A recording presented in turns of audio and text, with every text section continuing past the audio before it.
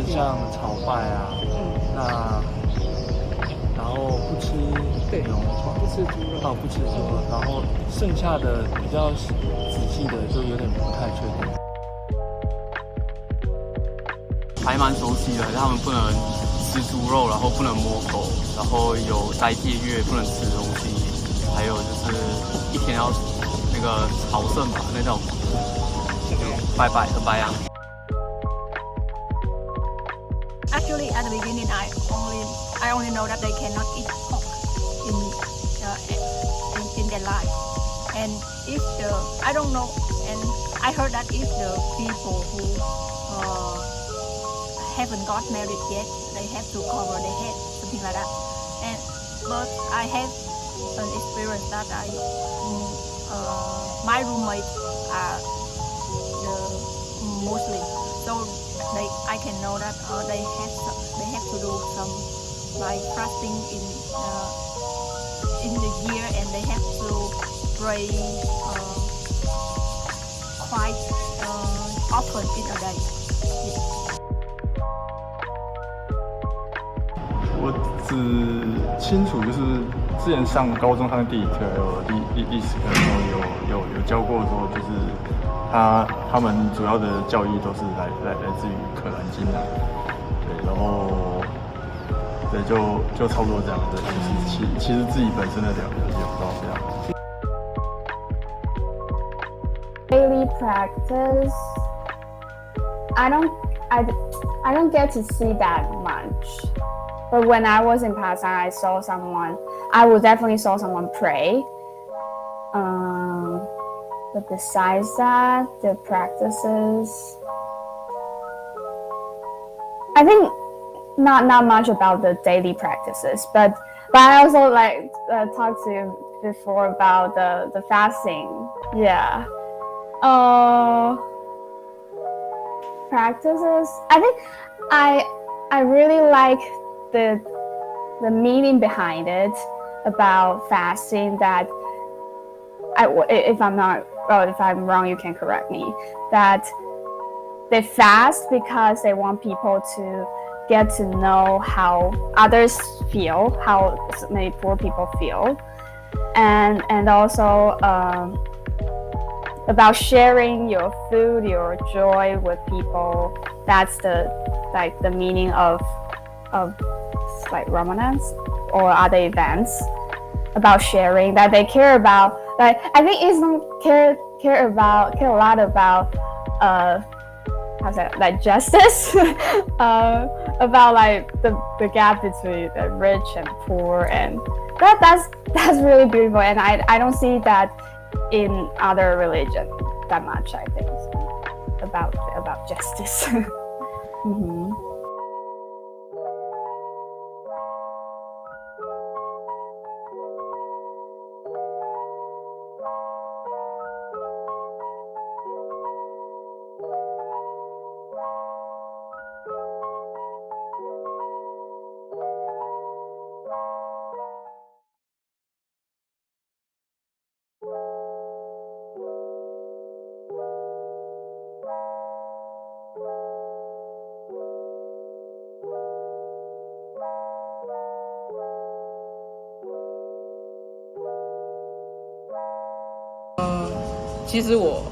其实我自己本身比较有关注的是中国的维吾尔少数民族这样子。那为什么会去关注？其实因为我蛮好奇，就是中国那边的关系这样子。那我知道的是，他有一点迫害维吾尔的那一个嫌疑，但是其实他们当局不承认啊。那我很愿意相信国际社会就是他们的观点。我是觉得可以再深入的去调查。那我是对，就是这样吧。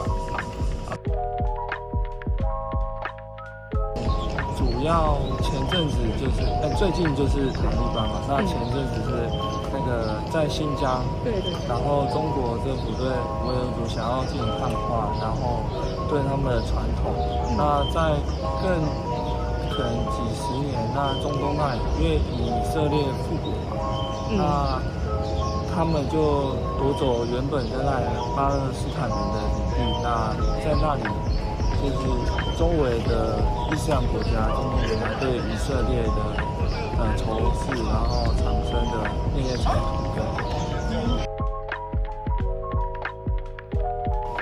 如果是说关于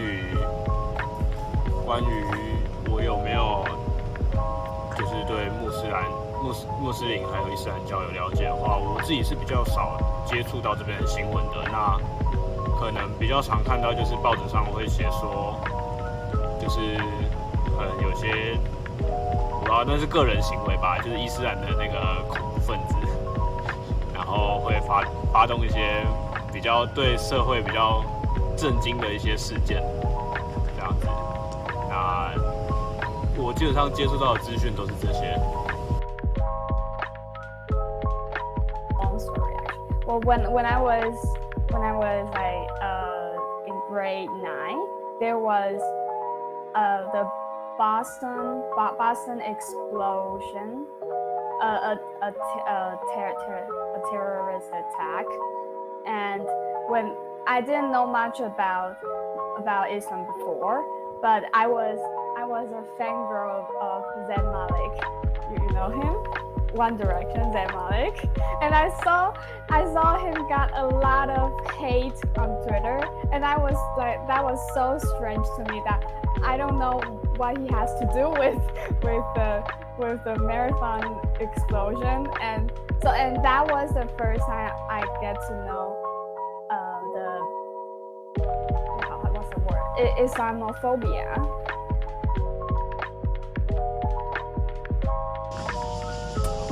About the current issue, I think I'm going to come up with this is not the current news, but later it happened in like last year when we know that the tragedy happened in France when someone tried to paint or draw our big and great Prophet Muhammad SAW, peace be upon him, because in Islam perspective or Islamic law, we are not allowed, everyone of Muslim, we are not allowed to draw or paint any kind of pictures of our own Prophet because no one can resemble him.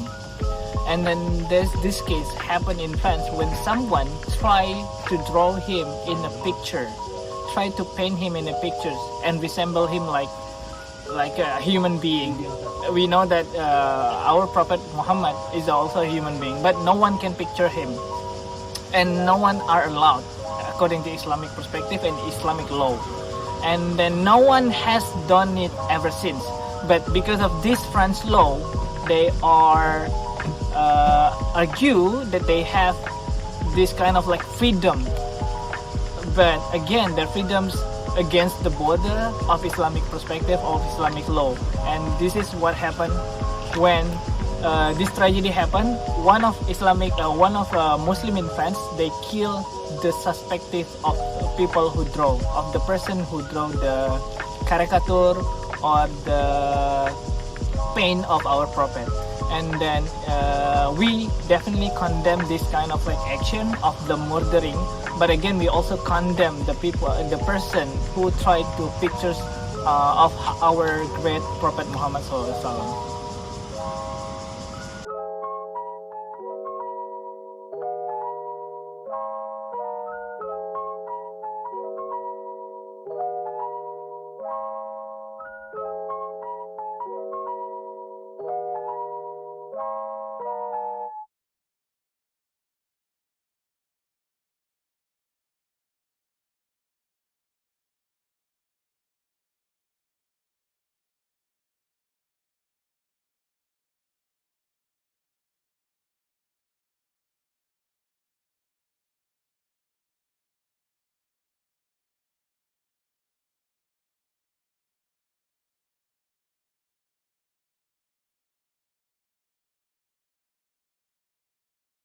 Look at this map, you'll find that Xinjiang is located in the middle, in the heart of Eurasian continents. And Xinjiang can be divided into 2 or 3 parts if you wish. The northern part in terms of its natural environment setting, is very different from the south part. The north part is much more humid. People can grow crops, do all kinds of harvesting. But the south part is a big desert, Taklamakan desert. We can only observe, witness certain small oasis identities surrounding the desert. So the northern culture and the south turn out to be very different. And the eastern part is more close to the China proper, is deeply influenced or closely interconnected with the people living in Shanxi or Gansu. The documentary, the short one, on a tightrope, the tightroping film, and basically it's taken place in this area, which is in the Kashgar region. You're talking about Xinjiang, probably half an hour train to Kashgar, which is down to this area in the southern part of Xinjiang. I think we need to have a very brief kind of reflection on what the film tells us. And the first scenes, you will find the police talking to interpreters, saying he's worried about the safety or security of the people probably planning to shoot the film. And he keep on saying he need to find someone to accompany this documentary team when they try to shoot the film. You can see that if the police represent the authority of China, definitely they have a different understanding on Xinjiang, on the Uyghur communities. They turn out to be very nervous and insecure, and they try to looking after everything. But on the other hand, for the most part of the film, you'll find, I think at least can be divided into two elements. One is talking about political indoctrinations.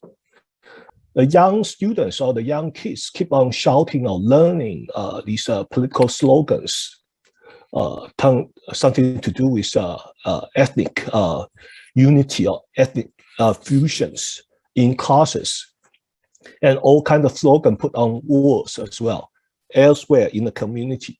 I think to a certain extent, I do believe, and these young kids, they can't really differentiate or know the meaning or grasp the meaning of those slogans, but to a certain extent, they believe in it because they have been indoctrinated. However, on the other hand, an important element that would be Islamic religion. And these Islamic religions, according to the Chinese official saying that young student, they are not allowed to believe into or practice these Islamic religions. But at the same time, the value has been deeply penetrated into their everyday life all the times. So if the Chinese authority believe they need to improve the kinds of ethnic fusion or ethnic integrations, it's difficult. It cannot jump off or bypass without mentioning the importance of Islam. Currently, I think they try to erase Islam.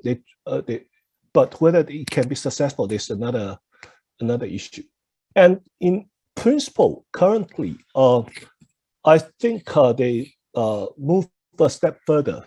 The state not only thinking of control the belief, but also they're thinking to destroy or to erase Islamic religious belief among the Uyghur peoples. At least they try to do it. And several principles has been set up. I put down 3 of them here. It's been translated from Chinese language. So you can see the idea is pretty simple. They try to improve these Muslims to believe in the Chinese culture, the Chinese ethics, at the same time try to be patriotic to the Chinese communist regime. And the Islamic is not only a religion, but also it should be a political instrument in helping China to build up connection to the outside world. I also cite Professor Yang Fenggang's theories, which I think is pretty simple and easy to understand the kind of Chinese authorities, their attitudes towards controlling the religion. Professor Yang divided Chinese religion into 3 different markets: the red market, a gray market, also a black market. Red market, which indicate those 5 religions officially being recognized, approved by the Chinese authority, which we know they are Buddhism, Taoism, Islam, and also 2 different Christianity.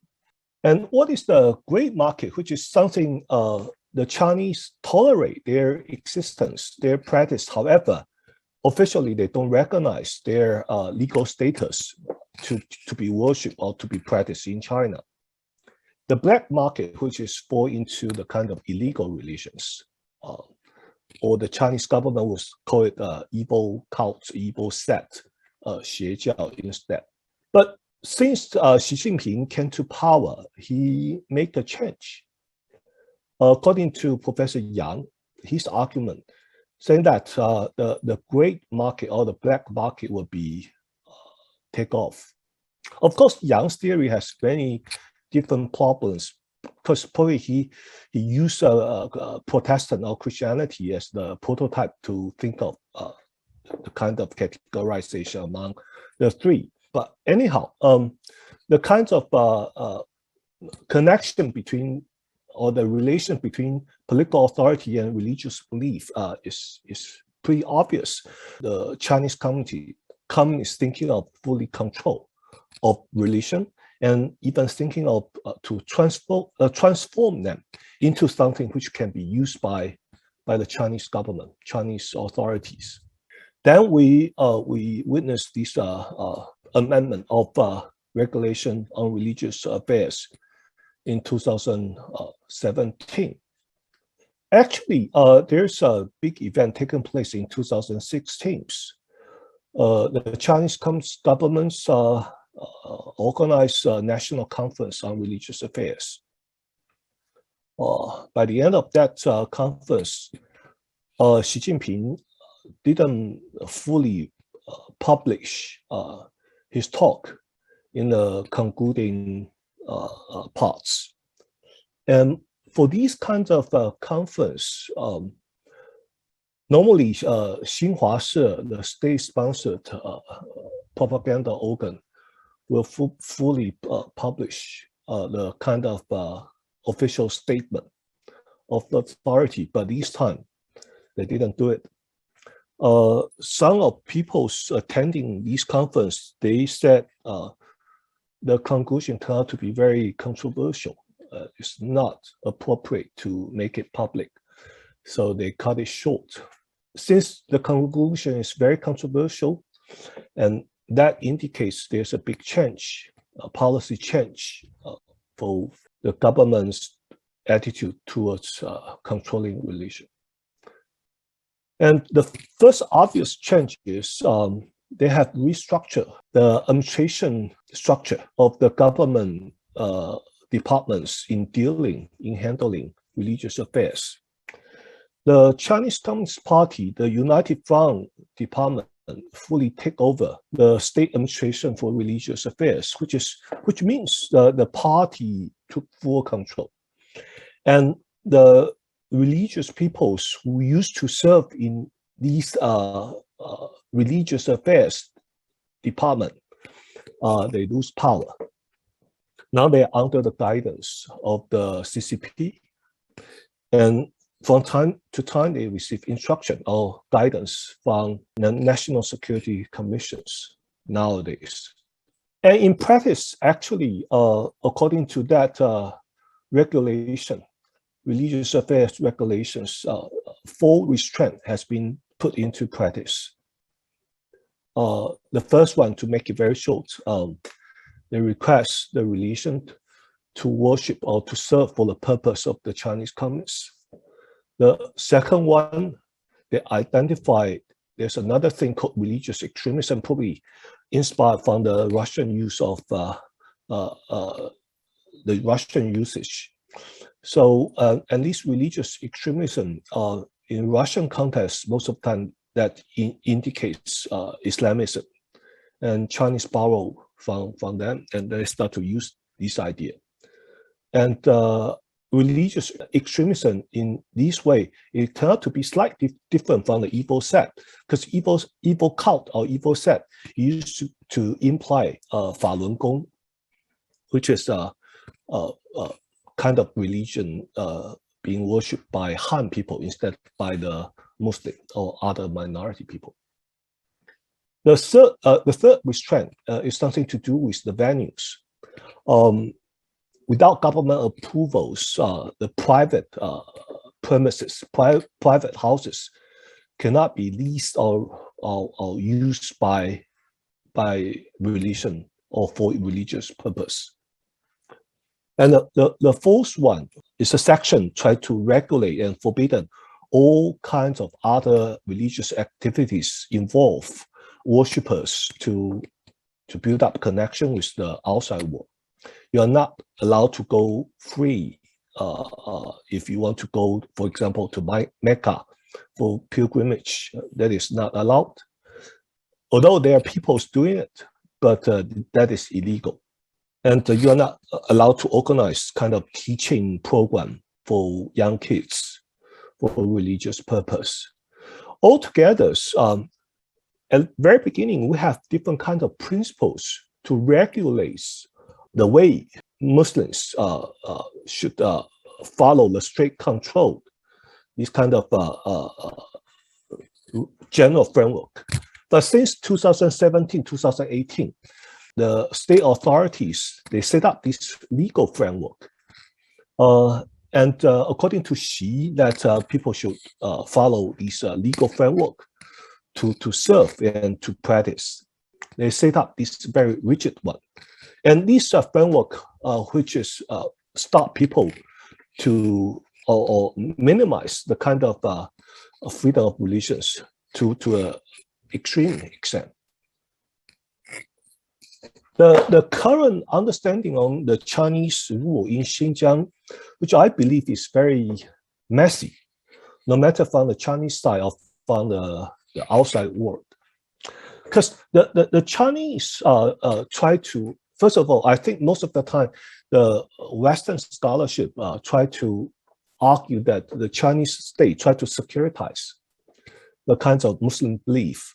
And this is something not only to do with the 2017-18 that religious affair regulation, but also start from 2001, the breakup of 9/11, the attack of 9/11.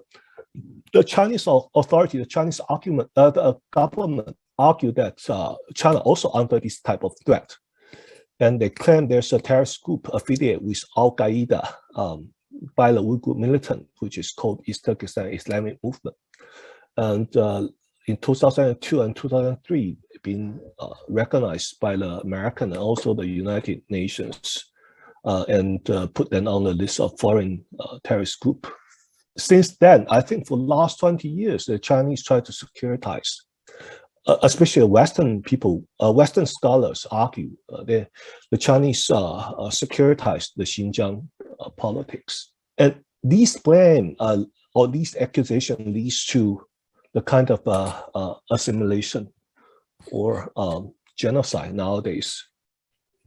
But I do believe there's something need to be done further, which try to differentiate the Chinese way in dealing with these issues, although the Chinese probably not really conscious of what they have done. There's two things.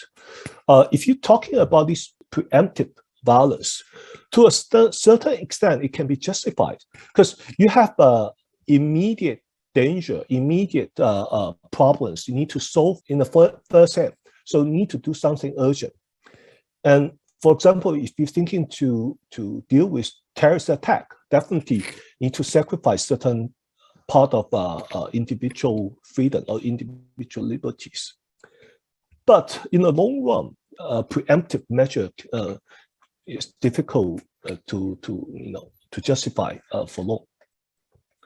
The second thing is to do with preventive things, which is one of the major arguments of this presentation. I call it preventive oppression. And preventive oppression actually can be further divided into 2 or even 3 categories. Preventive, which means you try to solve the problem in the long run. However, it comes with certain elasticities.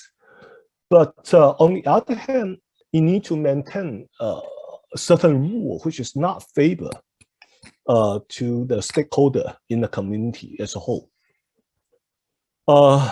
From keep the status quo to carry on the Chinese-style autonomous regions or colonizations, and you can use another harsh way or difficult way to restructure the Xinjiang society, which is the Chinese authority now doing, try to erase certain cultural characteristics of the local peoples.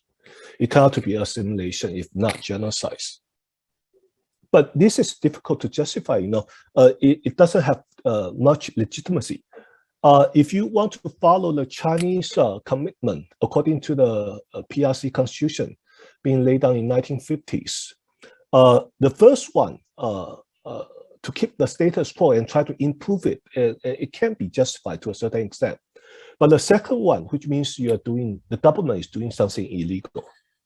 And third, if the situation, the social condition has been, changed, the policy can have certain flexibility, manipulating between 1 and 2. I think the authority, the Chinese government, is thinking to keep this flexibility nowadays, at least. And then you see all different kinds of harsh problems taking place in China for the last 5 years. This is Mazar. It turned out to be the graveyards of the Uyghur saints or the Uyghur widely respected religious priests, imam, or intellectuals. And people, they can't really go to Mecca. They will visit these different mazar. They call it mazar, the graveyard, for all kinds of purpose. It could be picnicking, entertaining themselves, or even for certain religious Sufism kind of purpose. Nowadays, most of them has been demolished. It turned out to be disappear nowadays. Another picture, which is copied from a policy report by SPI, an Australian think tank. Many mosques has been taken down. 2011, you still see the kind of compound here. 2020, there's nothing there. So 3 types of religious persecution now is taking place in Xinjiang to Sinicize Islam, demolish the religious architect, or even try to restrict, put down prohibition on people's religious practice in their everyday life, such as force women not to dress in hijab, try to dress in a modernized or Western type style dressing. Men is not allowed to wear bare, for example. And also at the same time, there are many imams, or we call it ahong, being arrested, put into the re-education center. According to a policy report, there are more than 300 of them has been arrested, being sentenced in jail from 5 to 7 years or several months differently. You will see the kind of decoration or the furnishing, the displacement of the Islamic symbols or signs has been kind of harshly changed. the national flag has been placed at the front gate at the main entrance of the mosque. Put down the Mao and Xi Jinping's portraits in the main hall. Try to teach peoples by using of religion or worshipping, saying that you need to be patriotic to the country, to the government. But I think this is somehow kind of mispresent of the kind of religious practice in Xinjiang. According to my fieldwork, for more than 10 years, still carry on.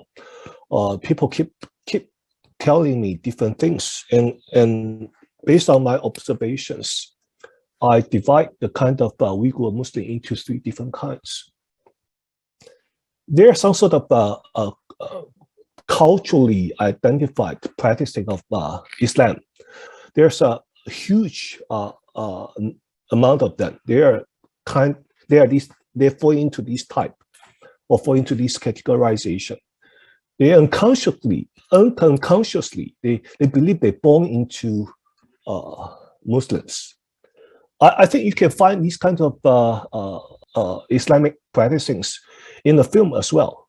Most of the kids keep on saying something like this. They sing different kinds of songs. They turn to part of their life, these Islamic religions. Even the school teachers say something similar. The second type, they turn out to be conscious belief in Islam for certain non-political purpose, which is different from the third type. For non-political purpose, probably they pray for their families. They want to, for their Uyghur people, especially Uyghur men, keep on talking to me every time saying, when you're growing old, when you turn to your late 40s or early 50s, you need to start to practice Islam and worship and do all kinds of things and study Quran in order to understand the life after your death. So this for non-political purpose, for the kind of well-being of your individual needs, and they selectively practice Islam. These type of practicing is very different from the Arabian world, and also I think these different geographical location, the Muslim practice different type of this kind of non-political worshipping. The third one would be politicized. And the third type can be also divided into many different types. It from jihadists, Islamists, to the kind of politicians they serve in the Islamic countries. There are 3 different types. And I believe the first type, they are majority. The second type, they are old peoples most of the time. And the third type, they're either resistance force or they are politicians. They are very different. However, from the Chinese authorities, they tend to believe all Muslims, they have been politicized. It's probably something the government thinking to take advantage of the global anti-terrorist war. And the government perceive it turned out to be like a politicized religion. These are different quotations from my field research. The first one says, a Uyghur guy told me when he was young, his dad taught him that we are Muslim. And he said, okay, we are Muslim. And that's all. That's the religious or Islamic education he has so far received, which means he's born naturally Muslim. The second one is another guy saying that when he was living in Xinjiang, not many religious priests or imam knows Arabic language properly or adequately. So most of the people, they just read Quran in a way they believe in it's appropriate one. And most of the inexperienced imam, they can't even dare to loudly read Quran in front of the public. The fourth one, young guys, they say they have all kinds of Islamic festivals during the year. And the next day will be not national holiday, but will be a public holiday. And they keep on drinking, very alcoholic. We know that Muslims shouldn't be drinking, but drinking is pretty common among Uyghur peoples. And after drinking, overnight, they even visit the mosque in the morning.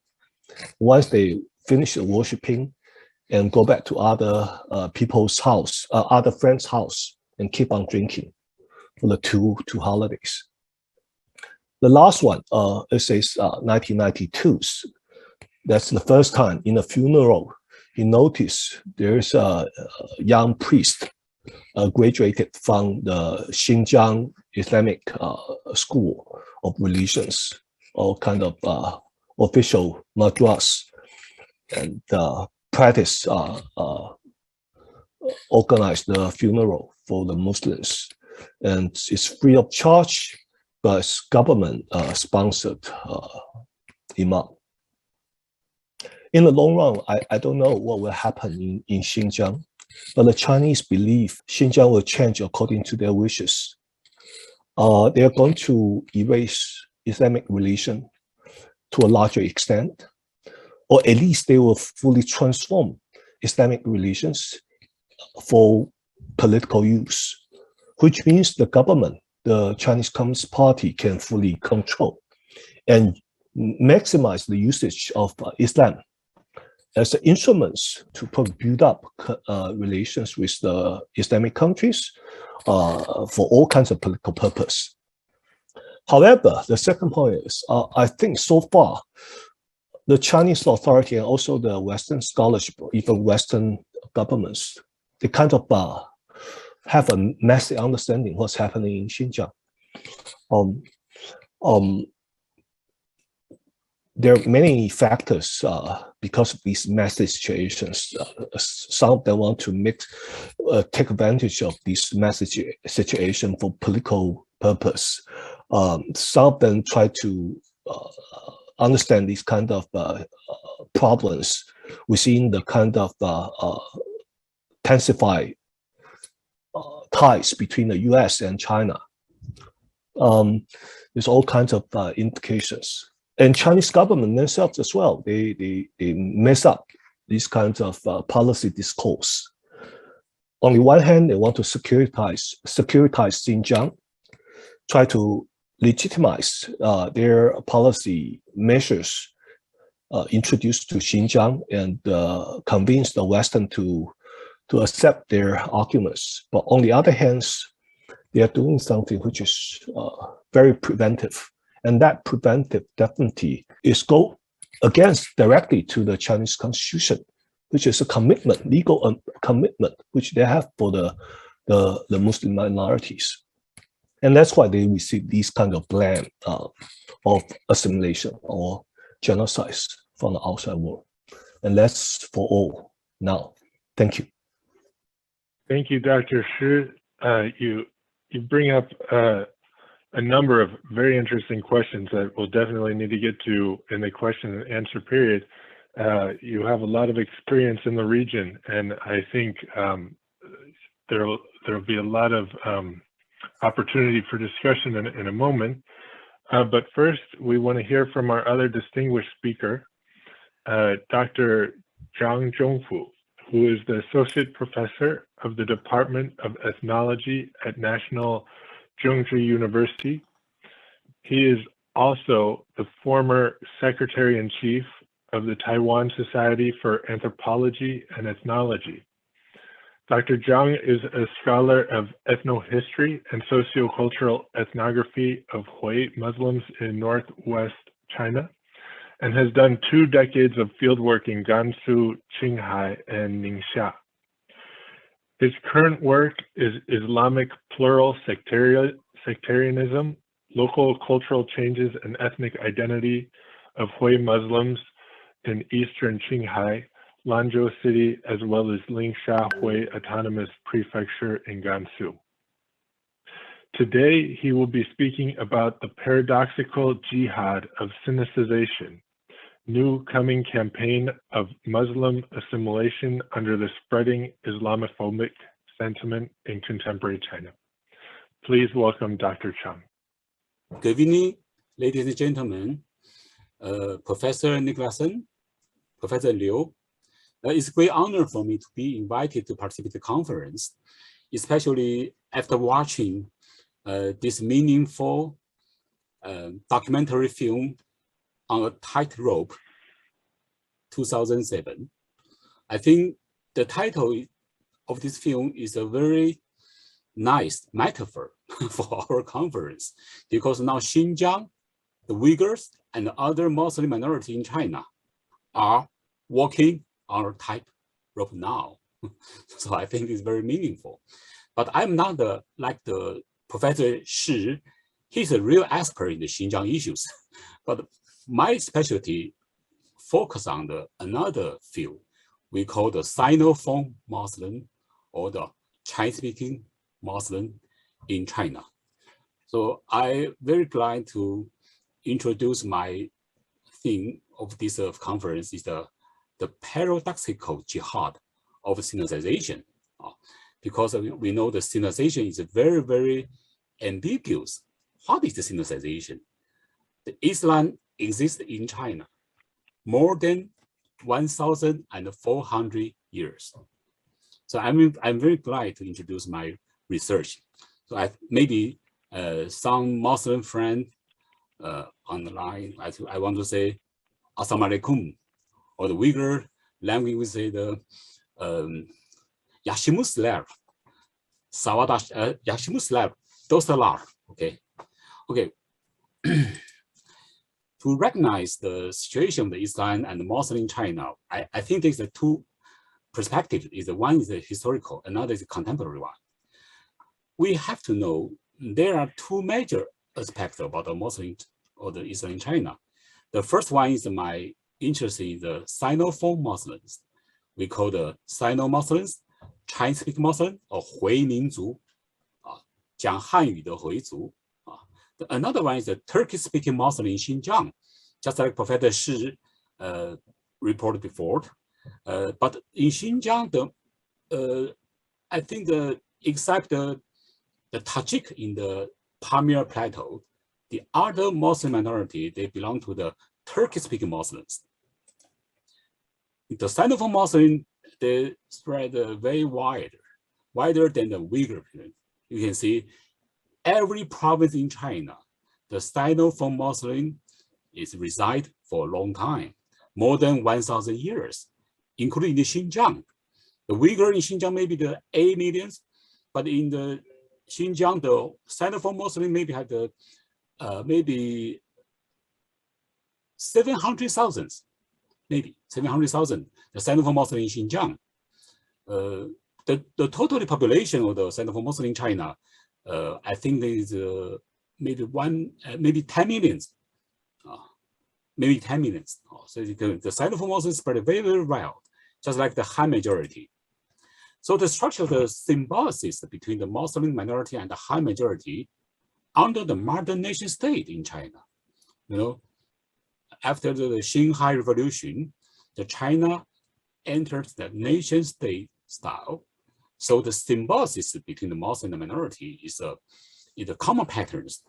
So the element of the Chineseness actually had been Sinicized or localized the Sinophone Muslim more than 1,000 years in 3 dimensions. I call them the cultural change, the social adaptation, and the ethnic identity. So the Sinophone Muslim, not like the Uyghur, they had a very, very strong influence from the Han majority, even include the Confucianism. So is there any issues about the Islam and the so-called clash of civilization in China? We know the professor, Samuel Huntington, he offers such kind of concept. I think the concept is very wrong, because according to the Professor Huntington, China not belong to the world of Islam, but actually China, the Chinese civilization has a boundary, has a very boundary roots from the Islamic world. The Muslim population in China, more than maybe 24 million, just like the population in Taiwan. Is a great population, large population. Just like in the Gansu, this is not in Xinjiang. This is in Gansu, the center of the China, in the Lanzhou city, in the Ningxia, Hui Autonomous Prefecture. You know they have the Juma in the Gansu. Just like in the Ningxia, they have the Sun festival there. This is the young girl student in the mosque. But such kind of, I took this picture more than 10 years ago, but now such kind of situation is forbidden, totally forbidden. This is the Quran studied for the elder woman in the Ningxia cities. Here is the Yunnan. The Yunnan province is another important site for the Muslim in China. They have a very, very strong combination about the Confucianism and the Islamic thought together. Is the Yunnan. Many great scholars, many are in from the Yunnan province in the modern China. Here is a Henan, the central part of China. We call the central plains, the Zhongyuan Didai. They had many Sinophonies there. Here is the Qinghai, the capital of the Qinghai, the Xining. This is the Dongguan Mosque. Recently, the Dongguan Mosque is very, very popular because the dome of this mosque was torn down by the government, the minaret also. Okay. Here's another architectural style. They combine the Arabic style and the Chinese style. Is a new mosque in the Ningxia, Laohua Mosque there. So I can offer another architecture element for the Islam in China, just like the old teachings, like the Qadim and the Sufism orders. Especially my interest in focusing the Sufism orders, Menhuan, or we call the Tariqa in China. But such kind of old teachings, they have many elements of Chineseness in the northern China, especially for the architectural style. For example, this is the mosque. This is the minaret of the mosque. You like the very, very typical Chinese architectural style. This is the gomba. We call the tomb of the sheikh, the tomb of the saints. This is not the temple for the Buddhism. This is the typical Chinese Islamic architecture. This is the tomb. This is the tomb. The tomb about the Sufism stands over the Sufism Sheikh Murshid. This is another kind of Gansu province in the Kangle County. Is also their ancestor and other their Jiaozhu, their other Murshid Sheikh, the tombs there, like this. The follower they had worshipped these saints. Worship is the tomb of the saints for their safety or the other reasons. Very, very Chinese style. This is not the Islamic style. This is the Chinese style. This is another about the Sufism Tariqa. We call the Jahriya. The Jahriya is the saints tomb in the Ningxia. This is the very, very famous sheikh of the Qadiriya Sufism sect in the Ningxia. This is very, very famous. This elder is a very famous sheikh in the Qadiriya Sufism orders. This is another. This is the brothers. Another. So the follower in their house, in their home, they still have some kind of worship in their some religious presentations there. This is the very, very typical Chinese architectural style. Okay. But why such things like is China Islamophobic or Islamophobia in China? It's being appeared in the recent years. We know the Sinophone Muslim and the high majority, the symbiosis, they keep the I think that maybe is a stable form about the symbiosis in China. But why? Why? In the recent years, sometimes we can hear about is China an Islamophobic country? Or the Islamophobia in China?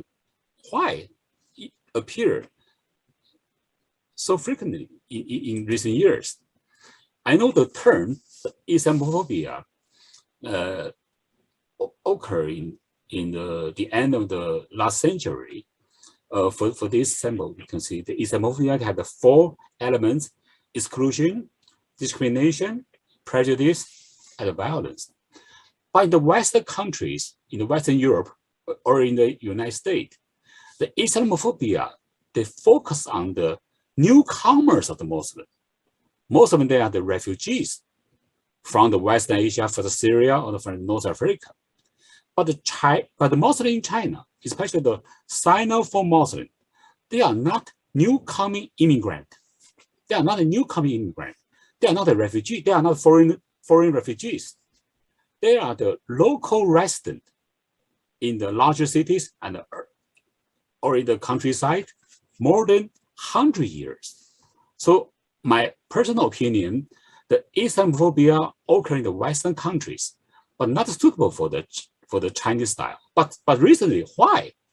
Especially in the website, the Islamophobic sentiment spread in the website so quickly.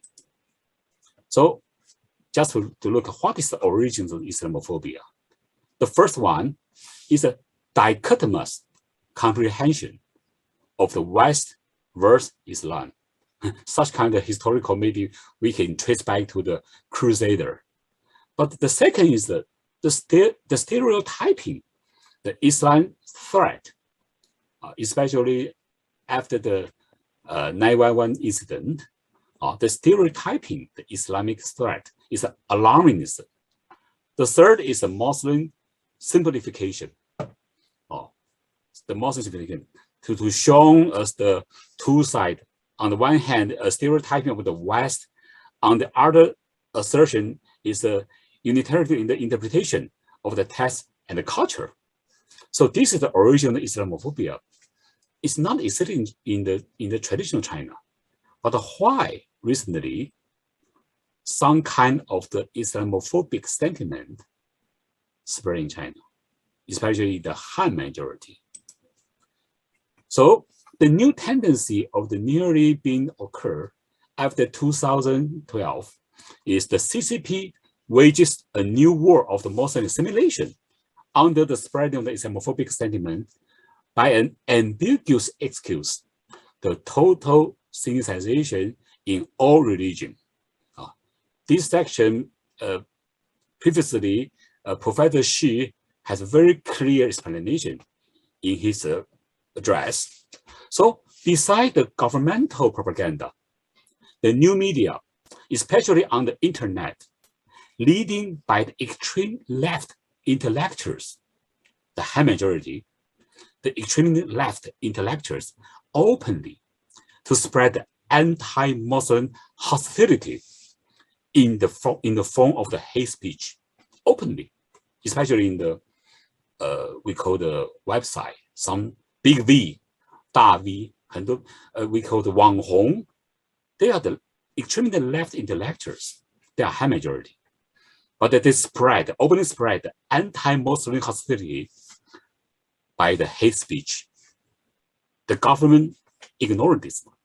The government ignored such kind of, we call the endangered situation. No, the government, maybe they consider this is a right. So it seems to cooperate with the governmental propaganda and the policy to crack down the so-called Islamic extremism, and establish the legitimacy that the element of Chineseness should be deeply rooted among the every mentions of the Islam China. Well, it's very ambiguous. The target of this CCP's ideological jihad is very clear. They focus on some target. The first one is the venerate scripture Wahhabism in Sinophone Muslim, and another is the exotic, heterogeneous Turkish-speaking Muslim in Xinjiang. maybe some kind of Islamophobic sentiment is focused, we call it exotic or heterogeneous Turkish-speaking Muslim in Xinjiang. But even in the Sinophone Muslim, they have a very strong cultural Chinese element in there. But in the recent years, the Wahhabism from the Western Asia, they consider also as exotic and heterogeneous for the so-called Chinese civilization. So the ambiguity of the Sinicization to the religion in the contemporary China, the major target, I thought, is the major target is the religion extremism. But how to distinguish the traditional and the localized element and the so-called exotic or heterogeneous ones? But just like the professor, she said, the Islam, they totally betrayed us the exotic one or the heterogeneous one. But Islam existed in China more than 1,400 years. Why? They treated it as exotic or the heterogeneity. Especially in the Sinophone Muslim, they had many aspects they present in the Chinese elements in their cultural and social identity. So this is very ambiguous. So the new policy from the 2015, the government, they have the new policy they call the Qingsanhua, abolish the three tendencies. The first one is the Arabicization, 去阿拉伯化. The second is Saudicization, 去沙乌地化. The third is the pan-Islamization, 去清真泛化. So to the non-Chinese symbolism of the Islamic representation, and especially focus on the Ghazi Wahhabism and the Wahhabism sect of the venerable scriptures and modern reformism like Ikhwan, Ihwani.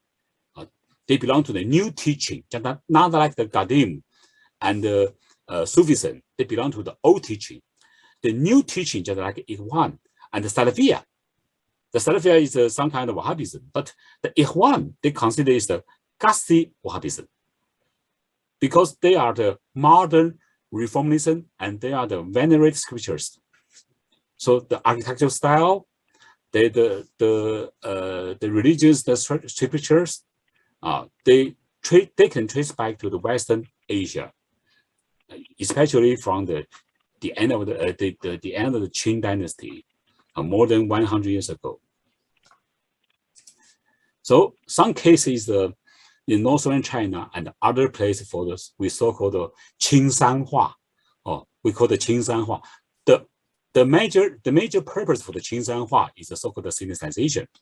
For example, this is the Weizhou Mosque, very famous. The Weizhou incident occurred 4 years ago.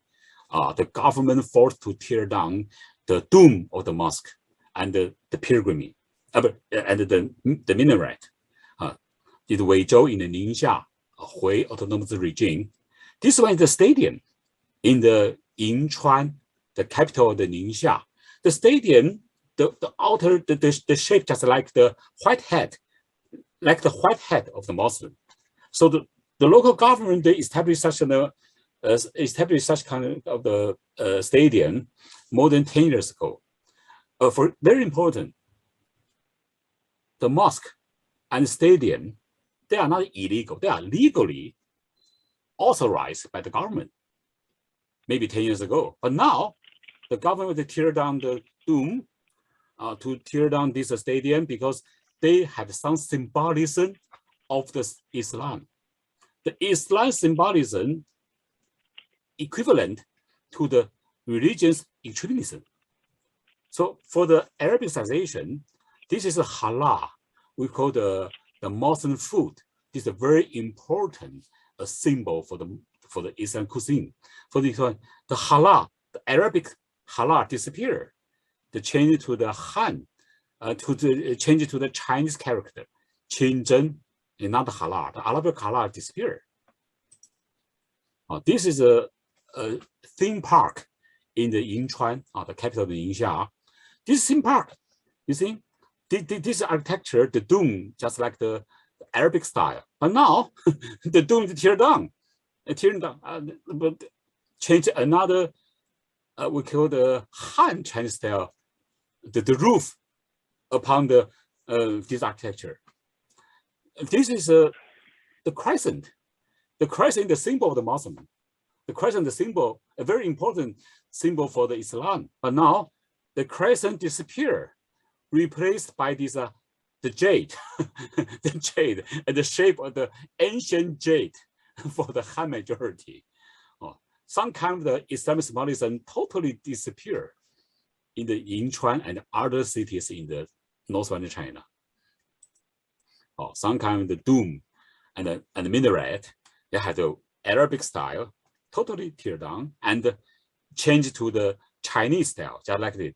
This is the dome, this is the minaret. Now to change it to the, just like the Han temples, just like the Confucius temple, like this. This is we call the Qingsanhua. So just like Professor Xi said, the Xinjiang crisis and the proliferating of the extreme anti-Muslimism in contemporary China, the three menaces, we call the 民族分裂主义、国际恐怖主义，还有宗教极端主义 these three menaces. So the ethnic separatism versus the patriotism, the international terrorism versus the social harmony, the religious extremism versus moderate Islam. I think the most of the Islam in China belong to the moderate one. Just like Professor Xi, according to his the field work and other experience in the Xinjiang, just my field work in the northwestern China, most of the Muslims, they believe in the moderate Islam. But now for some kind of the purpose from the country, for the government, from the CCP, the Islam have to be tended. So my mark is to be civilized, such kind of policy to be civilized or to be tend. To be civilized or to be tend. So my concluding remark is it's obviously the deteriorating Xinjiang crisis in the recent years has inevitably escalated such anti-Muslim prejudice to a more dangerous and precarious situation in China. It's very sad.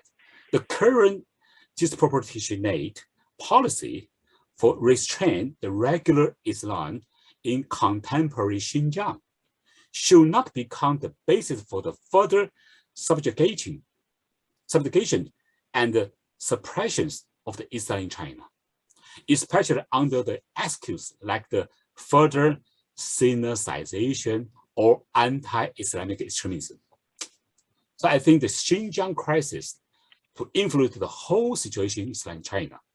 So the last one is the concrete effort of the anti-Chinese population toward the greater conciliation and tolerance toward the people of the different culture, and the religion provide the only chance to avoid the clash and the conflicts. So embracing the modern Islam as a proud Chinese civilization and allowing the ethnic minority to preserve their social cultural identity in China, maybe it will ensure and sustain the century-old symbiosis between the Han majority and the Sinophone Muslim minorities. This is my conclusion. Thank you for listening. Thank you, Dr. Zhang. Another intriguing presentation, and I think that Professor Shi and Professor Zhang's presentations introduce an interesting contrast. On the one hand, we have a discussion of Turkic Muslims in the Xinjiang region, and on the other hand, we have a discussion of Sinophone Muslims in Greater China. Also, we have two different perspectives. Dr. Shi is talking from a political science background, and Dr. Zhang from an ethnology background. Both of you have 20 years of experience in China, which is very valuable now, especially in the study of religion and sensitive topics such as Islam and the Xinjiang conflict. So it's harder and harder to be able to go to China and do research on these areas, and we have to depend on experienced scholars like both of you to look back historically and where we have gotten about where we have gotten to today. I'm going to start with asking a couple of questions that have been raised by these two presentations myself. I think this question is for both of you, and I think you have two different perspectives to offer this question. Is I wonder if you could talk a little bit more on the ethnic dimension of the anti-Islamic policies. Dr. Zhang, I think just in your conclusion, you were saying that you hope that what's happening in Xinjiang doesn't have to spread to the greater Islamic community in China. But what are some of the features of Islam in Xinjiang which separate? Is there a racial component? What are the linguistic component, economic components? How do you feel there's a difference between what China is doing in Xinjiang and why versus the greater anti-Islamic sentiment in China? It's a very complex question, actually. The answer would not be very easy. I try to differentiate the kind of Chinese policy discourse from preemptive and preventive. But to make it another way, the target audience, the Chinese authority try to justify their policies is mainly towards domestic. Most of the majority in China will be Han, or the people living in the eastern part of China. And most of them, they have somehow collect or receive information about the Islamist kind of trend for 20 years ago. And they tend to believe there's a threat. That's a global threat shared by everyone, every country in the world until nowadays. So if Chinese government try to convince this majority public in China, it's good strategy to securitize the Xinjiang problems as a global Islamic threat.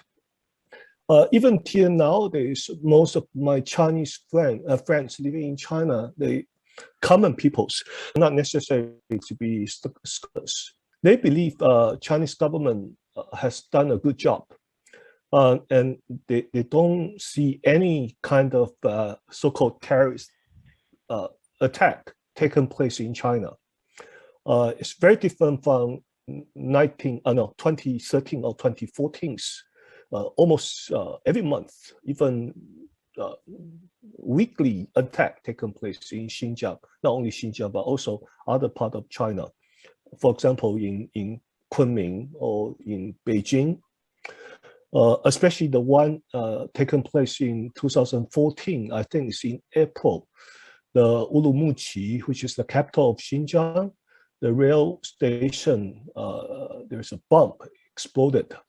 And actually, when the bomb exploded in the evening, in the morning, Xi Jinping just finished his official visit to Xinjiang. There are people speculate that triggers Xi Jinping's decision or determination to transform the Xinjiang society, the Uyghur communities. But anyhow, the first thing is they try to convince the Chinese majoritarian public. They also try to convince the people outside of China using these securitization strategies, but they failed to do it because there's all kinds of problems building to the Chinese political structures, and also the ruling style or strategy of the Chinese communists, which cannot be, it's not liberal at all. So it's difficult to do that job. On the other hand, I try to argue the Chinese communists, they never think of a part of security policy, securitization policy discourse. They need to differentiate why they need to do such a things, such a series of policies. in Xinjiang. We know these are very harsh, horrible ones, but you need to work out a proper policy discourse to justify what you have done. For now, at least for the long term, it has some sort of a good outcome, a beneficial outcome towards everyone. But so far, they can't work anything out. That's very problematic. Definitely, there's some sort of elements taking place, like what you suggested. There's ethnic tensions that has been there for long. That's why the government can also take advantage of these tensions and try to build upon something, build upon new policies between these tensions.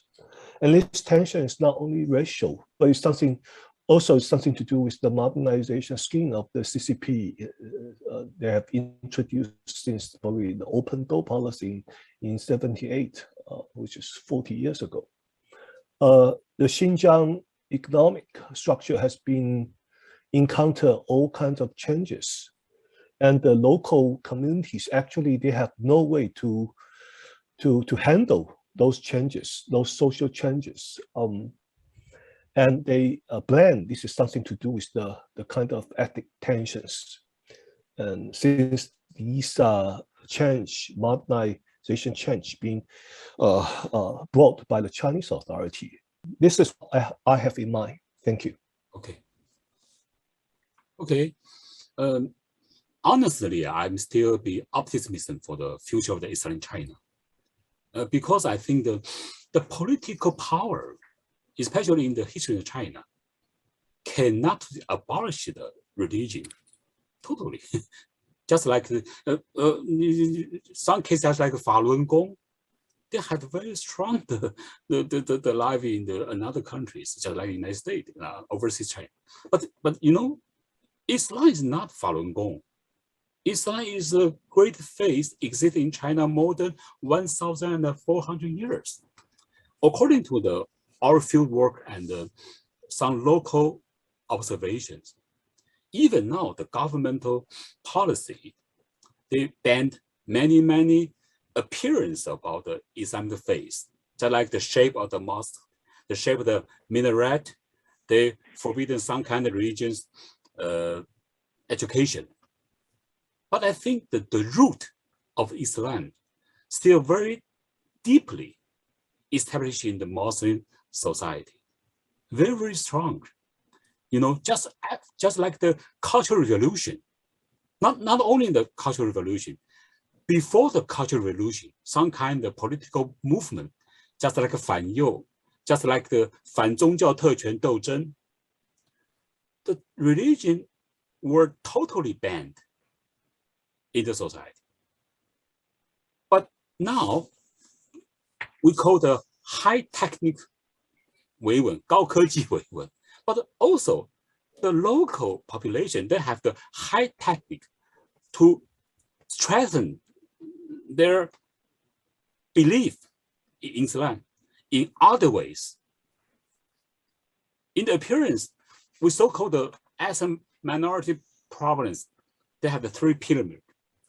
The first one is a political coercion. The second is the economic exploitation. The third is the social cultural discrimination. But now the situation is not the same.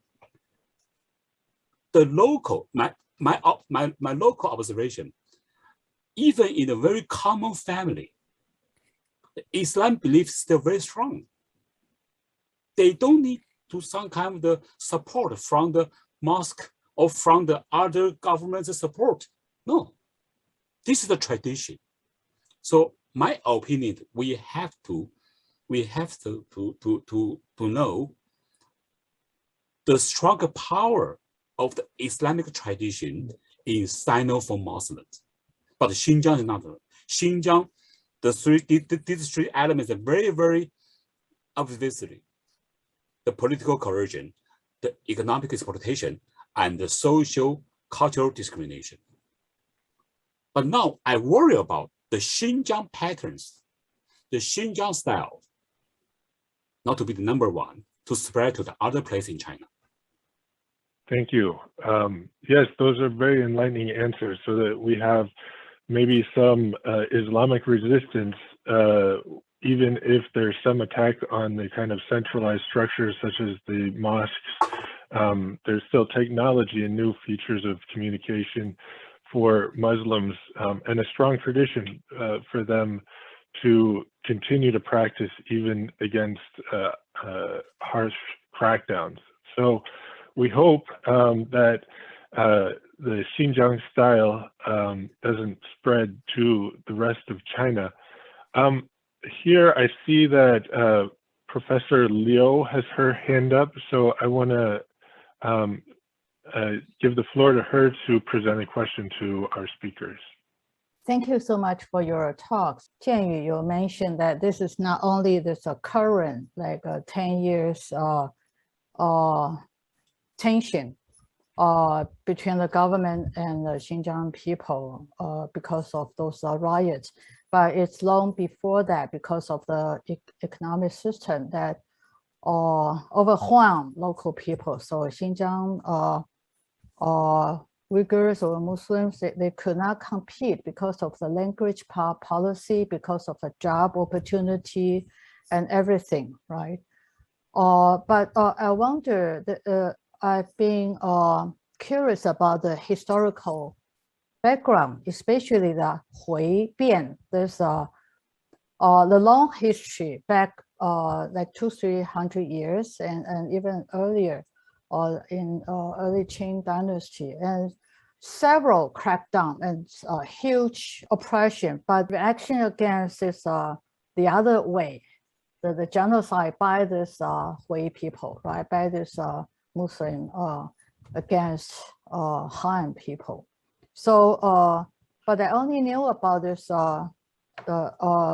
before then. There were even larger population or communities, but later on it seems to be dwindled. And so would you care, both of you, you know so much,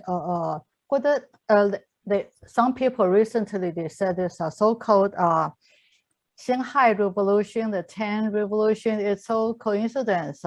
Some of them were Han people fighting back against this Manchuria or the Muslim Hui people. So only the last one succeeded. Okay, so the other thing is that Jianyu, you mentioned this term genocide. All this is different modes of genocide because of this a huge scale assimilation, and also children were brought away from their parents. I mean, recently, right? In recent years, they were not. They were raised away from their Muslim family, and their family might sometimes some of them kept in labor camp, some of them went exile. So would that really mean a cultural genocide, or I don't know, that's a strong term that some people really object against that term, okay, because only those genocide only happen in Auschwitz. The other modes doesn't raise up to that scale. So how do you view that? But culturation really can change entirely. You see how many Muslims came to Taiwan along with Zheng Chenggong or with Bai Tongxi and General Ma from Yunnan and Shanxi, but how many of them left? I mean, the religion in Taiwan. So Professor Zhang thinks that nothing, that the tradition would be maintained, but what do you think? Considering Taiwan, there's no strong oppression, but it disappeared. Let me to answer Professor Liu's question. The first one, you mentioned the cultural genocide, but actually, the real genocide occurred in the Hui Muslim in the Qing dynasty is the Hui Bian. We call the 我们叫 Muslim rebellion or the Muslim uprising. Actually, many Muslims were slaughtered by the government, by Qing government in the northwestern China, in the Yunnan, even in the Xinjiang. But recently, I mentioned the so-called hate speech. Now in the website, many Han majority scholars declined. Many Han majority also were slaughtered by the Muslim rebellion leaders in the Yunnan or in the Gansu or in the Shanxi. This is a dilemma. But actually, the Qing government is very strong crackdown the Muslim rebellion. The Zhuo Zongtang, he's a murderer. They slaughtered the Muslim. This is not Auschwitz. This is slaughter. But recently, we have the concern, the similar issues about the cultural genocide in Xinjiang. You mean the children problem, just like the stolen generation occurred in Australia in the last century. But I think the Islamic power, I still believe in the Islamic power is very strong in the local society. Even the government has some kind so brutal policy like this. But I think the ethnic minority, the Muslim is not so easy to abolish or the, how to say, to forget their religion beliefs. It's very difficult. Another issue about the Islam in Taiwan is very interesting because after 1979, the new immigrant from mainland China in Taiwan, this is the real meaning for the Muslim reside in Taiwan. The offspring of the Zheng Chenggong, the residents from the Quanzhou, in the Lugang, in the Taixi, they are all assimilated the Minnan society more than 100 years, because during the Japanese period, the Japanese government had many observations in the local society. According to the Imperial Japan document, there were no any side of the Islam existing in Taiwan in the 20th centuries. So we are worried about the offspring of the mainland China's Muslim migrate to Taiwan 17 years ago. Actually, they assimilate to the local society very apparently. But in the recent years, some Muslims from the Southeast Asia, I mean in the Thailand and the Myanmar, their ancestors from the Yunnan, they are the Hui people, now concentrated in the Taoyuan County. We say in the Pingzhen, in the Longgang. They have some very large communities there. They have very strong belief in the Islam, more than the offspring from the mainland China since 1949. This is another phenomenon of the Islam in China. Another one is the South Asia immigrant, the working people from the Indonesia, from the Malaysia. They stay in Taiwan. But this is a very nice opportunity for the local Taiwan people. This is a very large quantity to let the Han people in Taiwan to encounter the Islam. Especially we are the democratic society. So we have to, in education, in the many mentions, to let the people know Islam is not the terrorist faith. It's not terror. Islam is the peaceful faith. But sometimes the Islam is a junk. The terrorism is very bad. But the most population of Islam is very peaceful, especially they're working in Taiwan now. So this is a very nice opportunity. Let the Taiwan people to know what is the real Islam is. So we have to respect the working people from the Southeast Asia in Taiwan. I think this is a nice opportunity to let the Taiwan Islamic world to become more plural and more humanity concerned. Just say a few words regarding to Professor Liu's comments. I have conducted interview with several so-called terrorists, Uyghur terrorists, but I wouldn't say I wouldn't use this term to call them. Most of them, to me, when I encounter and talk to them, they just perform like behave like the normal peoples. One of them is on the first list of most wanted list of the Chinese police department. I happened to have the chance to talk to him twice in Istanbul in 2015 during the Ramadan. And he introduced me several of others, Uyghur militants who have been served in Syria or have been training or fighting in Syria. I wouldn't call them stupid, but they are living in a different kind of mentalities. Some of them are well educated. Some of them are really illiterate. They don't know what to do.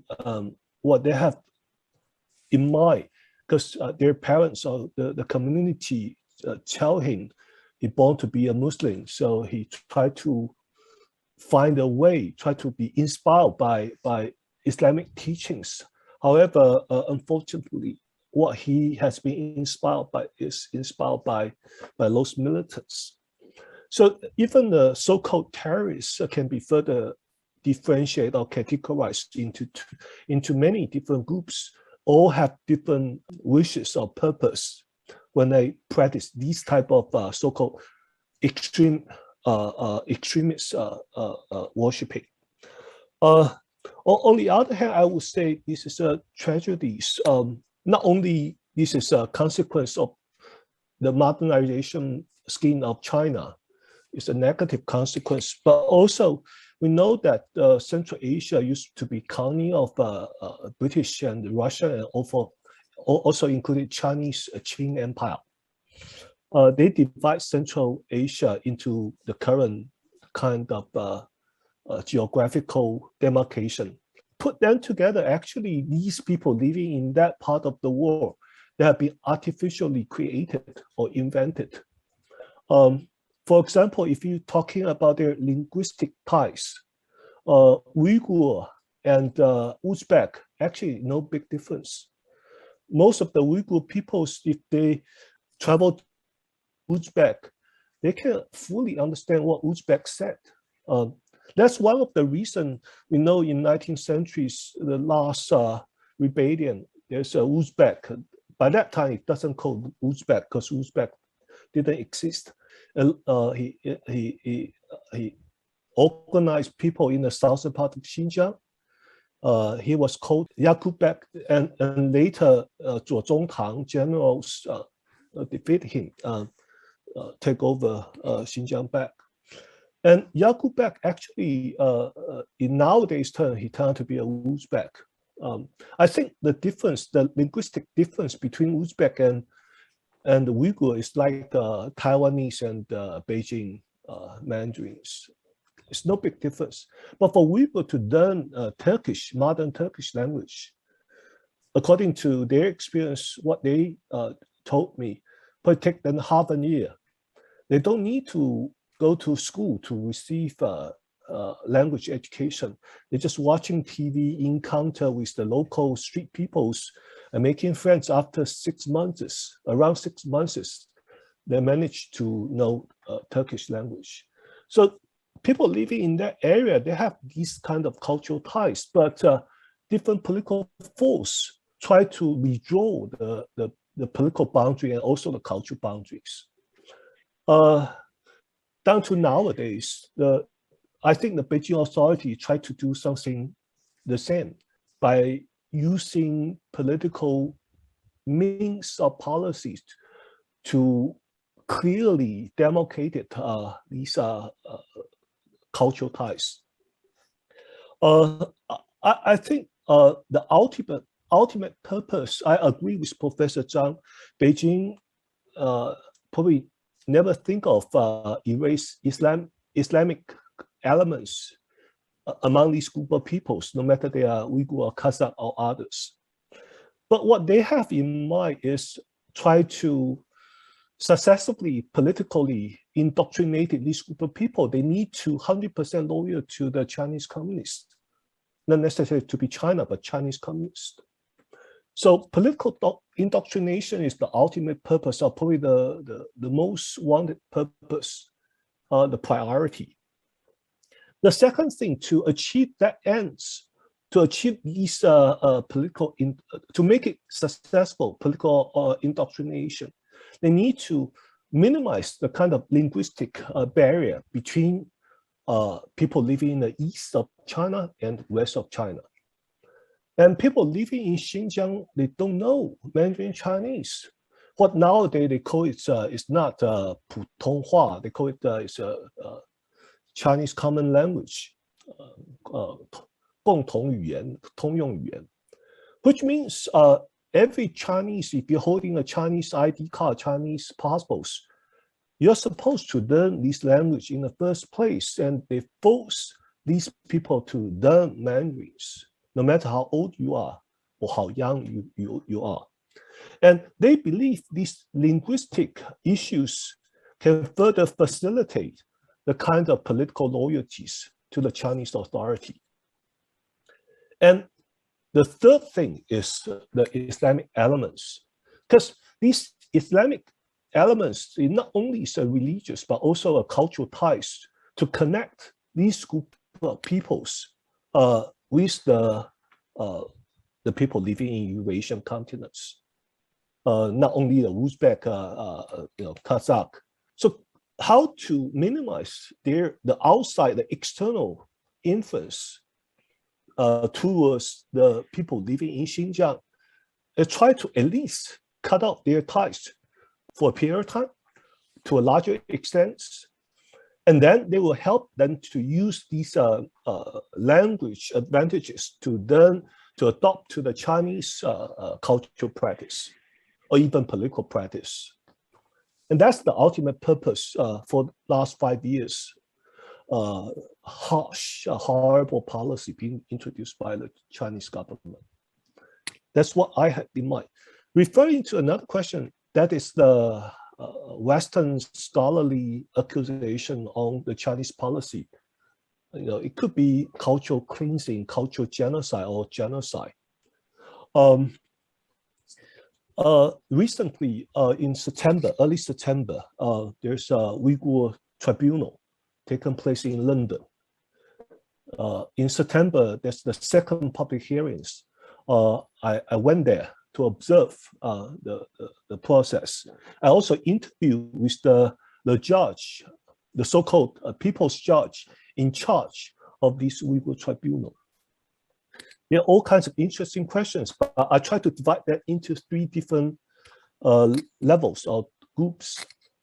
The first one is a legal, debates on what need to be done on these genocide issues, and those lawyers and judges and legal scholars, they keep on debating whether we should categorize the current Xinjiang situation as a genocide. They have all different kinds of arguments, and all different kinds of questions arise from those debates.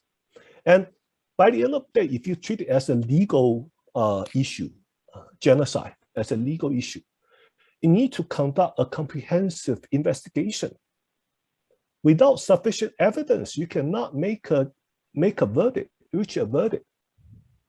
And you need to go to a proper international legal procedure in order to make it happen. And then you need to go to either International Criminal Court or the International Court of Justice under the United Nations. But neither of these 2 courts, China have a way to stop these legal procedure. So it's not realistic to discuss genocide from a legal approach, because it won't take place. China will stop that. And second, I think it's very worth of mention. A professor from American Georgetown University, he's a historian, James Millward. His Chinese name is Minhua Jian, James Miller. He tried to put into another way. He said, no matter what sort of genocide you have in mind, the Second World War or the 19th centuries, or even when the Europeans conquered, colonized North American continents, all kinds of genocide cases. You need to trace their historical roots, the historical backgrounds. Without understanding the historical setting, the genocide doesn't make any sense. And he then devised a set of questions need to be answered. If you cannot answer those questions, and then these genocide turn out to be another question mark. The third one, it turned out to be very political, international political issues. If this is not a legal concept, genocide, then it's a political charge. It's something to do with the kind of tension or political or the division of interests among different countries. For example, James Miller, he mentioned that all those we witness taking place in Xinjiang nowadays, it has been taken place in North America in 18th and 19th centuries. So how can we justify? The only thing we can request is require the Chinese government to produce a makeup for what they have done harmful to the people living in Xinjiang. Instead of request the government to apologize, or compensation is more important than what others. But anyhow, genocide altogether, no matter from legal or from a historical or from a political perspective, they all come with many question marks. It cannot be settled easily. But it could be a very good instrument for accuse or blame on what Chinese government has done in Xinjiang. So the media use this term very easily. It's a genocide, cultural cleansing, cultural genocide. No matter what words you want to use, it's an easy way of blame the Chinese authority. If these accusations can somehow release the pain of the Uyghur community living no matter where, it can be tolerated. Otherwise, I think it's ineffective, to charge Chinese government genocide, and then nothing will take place. So I just want to thank you both, Dr. Zhang and Professor Shi, for your presentations today. I think we could talk a lot longer, and I have more questions myself. But hopefully we'll be able to have further discussions in the next couple of days of the festivals, of this film festival. I think that's all we have for today. Thanks again to our speakers. Thanks again to the audience and to the International Center for Cultural Studies. And we'll see you all tomorrow.